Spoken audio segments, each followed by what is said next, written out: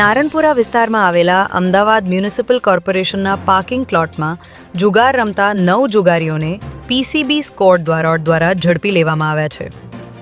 નારણપુરા એ EC 4 રસ્તા પાસે આવેલા પાર્કિંગ પ્લોટના એક કન્ટેનરમાં કેટલાક લોકો જુગાર રમી રહ્યા હોવાની બાતમીના આધારે પીસીબીની ટીમે અહીં દરોડો પાડતા જુગારીઓમાં નાસભાગ મચી ગઈ હતી.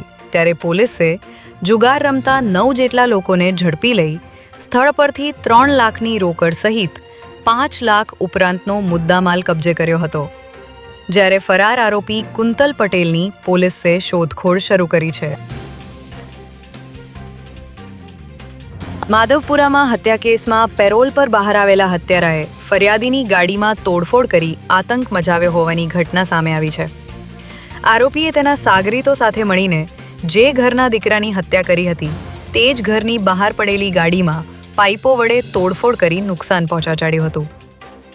ફરિયાદીએ ઘરની આસપાસના સીસીટીવી કેમેરા ચેક કરતા રાતના સમયે એક એક્ટિવા પર કરણ રાજપૂત, રાજ ઠાકોર અને દીપક ઠાકોર નામના 3 શખ્સો આવ્યા હતા, જેમણે આ તોડફોડ કરી હોવાનું સામે આવતા માધવપુરા પોલીસે ગુનો નોંધી આરોપીઓને ઝડપી લેવા ચક્રો ગતિમાન કર્યા છે.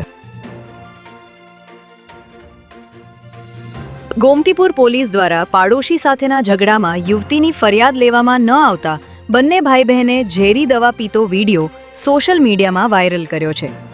યુવતી અને તેના ભાઈએ રડતા રડતા વિડીયો બનાવી આક્ષેપ કર્યો છે કે ગોમતીપુર પોલીસ સ્ટેશન દ્વારા અમારી રજૂઆત સાંભળવામાં આવી નથી, મારી છેડતી કરવામાં આવી છે અને મારા ભાઈને મારવામાં આવ્યો હોવા છતાં પોલીસ દ્વારા કોઈ કાર્યવાહી કરવામાં આવી ન હતી, જેથી બંને ભાઈ બહેને જાહેર રોડ ઉપર ઝેરી દવા પી આપઘાત કરવાનો પ્રયાસ કરતા બંનેને સારવાર માટે સિવિલ હોસ્પિટલ ખાતે ખસેડવામાં આવ્યા હતા.